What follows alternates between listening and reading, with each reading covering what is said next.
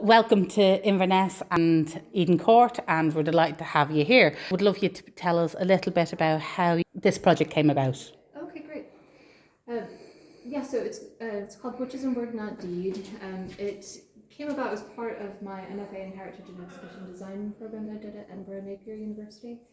And really I'd wanted to do something around this subject for a long time, and it just wasn't clicking until just that. It was just the right time. It was kind of the right combination of skills and I had also done a library and information science archival administration degree just before that, so I had gotten really used to the research side of it. And when I lived in Edinburgh before, I had looked into sort of the folklore in Scotland and started to learn a bit about what had happened here, during the witch trials under the Witchcraft Act of 1563. So Right. yeah, I just really wanted to find a way to talk about that, And why did you choose costumes? So I was trying to think of a way to show the loss in a physical form in some way, so that it could hopefully help people connect with them more. It would humanize them a little bit more if they were sort of a form, a figure in the room. And so having something as sort of everyday and mundane as a dress, I thought would be a way. I tried to make them as close to historically accurate as I possibly could. I tried really hard to research all sorts of stuff. I reached out to tons of people, tried to get as much information as I could. So I also thought about who they were, where they lived, sort of what their lifestyles were like, and tried to make something they might actually wear. And you actually made all the costumes yourself? I did, yeah. Amazing. So if we look around the room here, how many sculptures do you have altogether and costumes? So there are 13 here. So 13 witches. Was that 13 women accused as witches. They weren't actually witches. Yes, that's right. And did you pick 13 as a number, or? I did. I think it's just, the folklore around the Coven of 13. So it's just in my head that 13 was the number I should do. But choosing them was incredibly difficult because, I would like to tell all of their stories. But I was trying to find different ways to talk about the witch trials in on a bigger scale through these individual stories. So I was trying to find different types of situations, different types of ways accusations came from, how they came about, what happened after, all those stories. I tried to have a wide variety as best I could of different things, just to sort of reiterate the fact that this could have happened to anyone. And is there any of the women in particular that you have more feelings for, or that resonated with you more? I'm always asked that, and I don't think I do. I think I feel like equally connected to all of them. Like it was a really emotional project, and so you get really invested in their stories and who they were, and you think about the loss and the families, and so I don't think I could.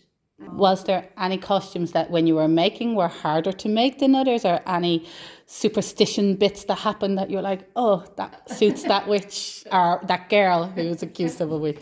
The hardest dress was for Annabel Thompson, and we'll see her in a second, but she was by far the most difficult one, but I'll explain why once we get there. You picked white for all of them? Yeah. Is there a particular reason why they're all white? Yes, so one of the main ideas behind it was that these women, once these things were said about them, once these accusations came through, nobody saw anything else. So if you sort of stripped away everything else they were, their personalities, who they actually were, everything about them, if that was gone, you'd be left with sort of this blank slate. It also sort of resembles paper.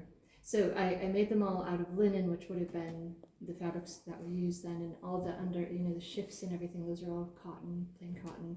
So I tried to use all the same fabrics, but yeah, they're sort of like almost pages. So everything that's on the dresses are the words that were used against these women. So it's really just about, if you strip that story out of from the pages and just stuck it onto them, because nobody saw anything else once those accusations came through. That's really what I was trying to show with that. And I think you did it perfectly. It's very moving to see them all in this room. The other parts, the other elements in the exhibition are each woman will have an interpretation panel. We'll talk a little bit about who she was, what we can know. Usually we don't know very much because all we have are these court records, and so the things that were said about them, they weren't necessarily true. So occasionally we'll have little tidbits, but it's really difficult to get a full picture of that. But that's part of the story. Yeah. You know, so I talk a little bit about who they were, how their accusations came about, sort of what happened after, and then I try to tie it into the witch trials as a whole. I also have these embroidery hoops they'll have a map with a pin where they lived, and then there are some themes as well that kind of feature throughout. There are loads more, but these are just a few. And then I try to have their name, where they lived, birth and death dates if we know them, what happened to them and where. So they're all very different. Of course, you sort of have to take, I don't know, you almost get a picture in your mind after you read about them, and you try to think about what they've gone through. Anna Pose, the dress that I mentioned before. So the reason hers is so different was she had spent some time overseas, and so I thought maybe her fashion sense was influenced by that a little bit. So I was looking at European fashion rather than strictly what was happening here in Scotland. So Anna Pose was accused of essentially consorting with the devil.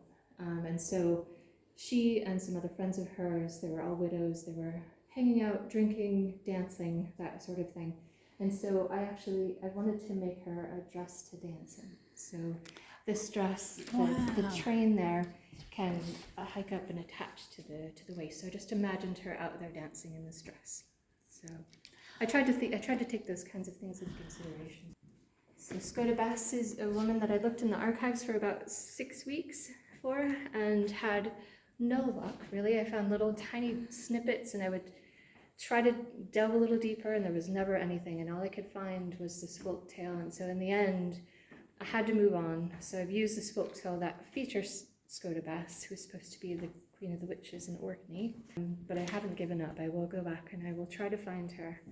So if we have any people from Orkney who have any details, they know where to get in touch with you. Yeah, I have been in touch with the archives there, and they just haven't had. Haven't done. Yeah.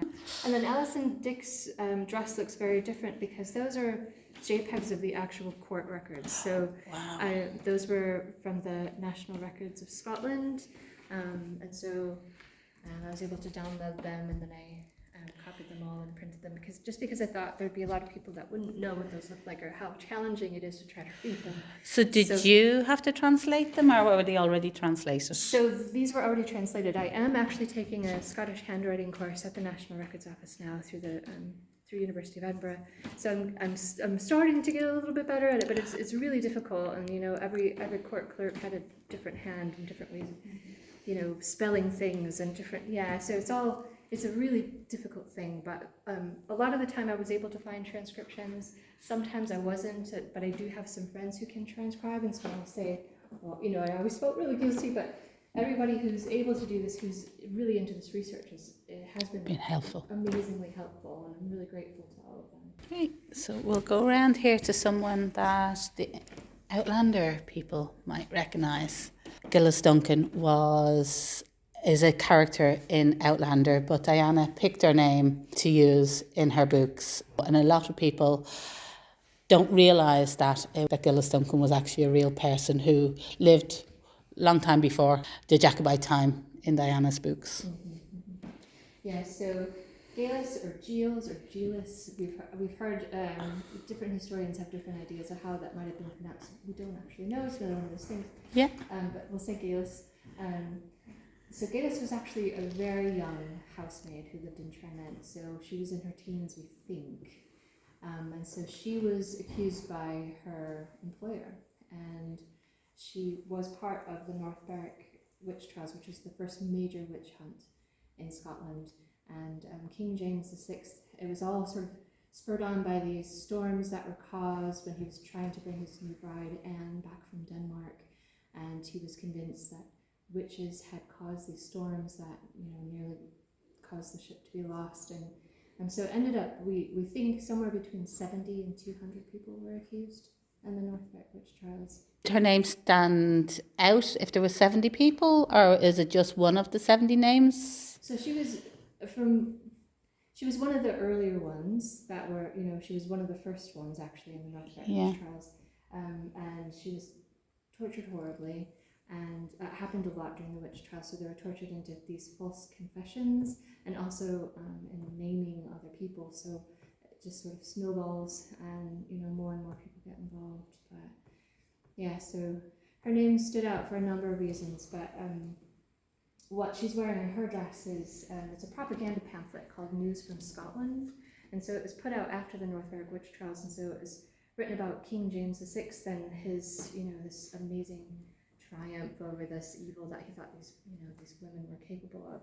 And so it was really all about kind of trying to get support for what he was doing, and for doing all these things, torturing these people, so that's what's on Cadis's dress.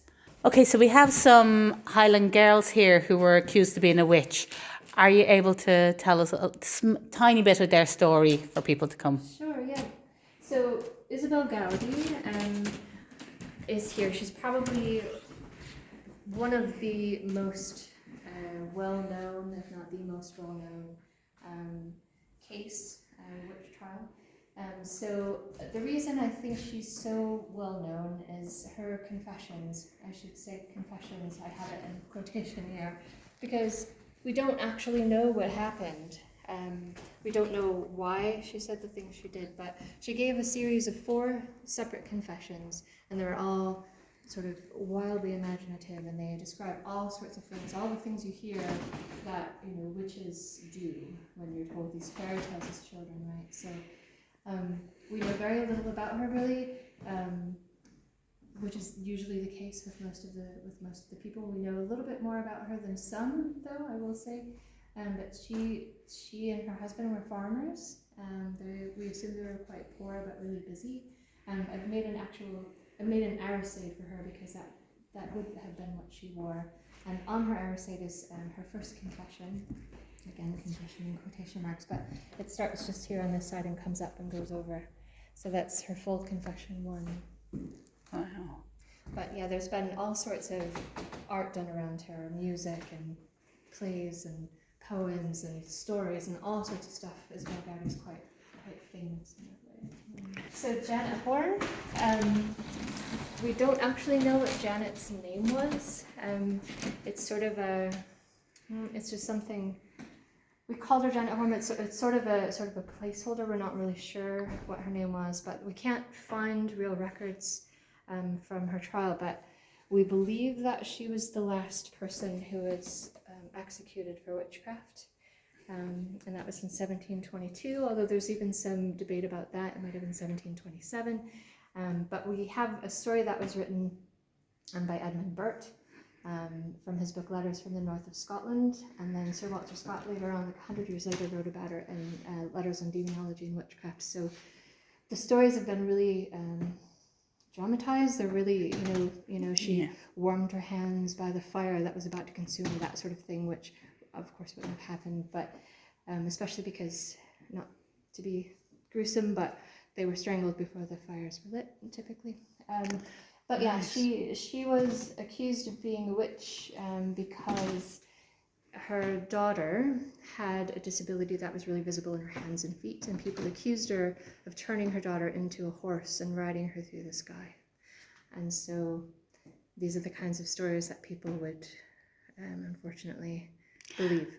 She was an elderly woman, and I was trying to think about, if you're an older lady, what might you wear? You'd probably be a little less concerned about what fashions you'd have, and just go for something nice and comfy. And so I just wanted to do something really simple for her, but still dignified. And they talk about her so horribly, and they say terrible things about her, and I just wanted to show her a little dignity. Absolutely, you did that. Oh, thank you. I have to say, it's an absolutely amazing exhibition, like well done. And yeah, and I hope lots and lots of people come and see it here in Eden Court. It's here until the 2nd of February. That's right, 2nd of February. So, yes, so if you're in the area of Inverness or surrounding area and the weather is okay, not like today, and which reminded me when you were saying about the witch trials and the storm, and you had to weather one of our biggest storms to get here today. So well done taking them here. But thank you very, very much for bringing them here to the Highlands, to Eden Court, and sharing this exhibition with everyone up here. We're very grateful. Thank you, and thank you to the Inverness Outlanders for making this happen. It wouldn't have happened without you, so I really appreciate it. Thank you. Thank you.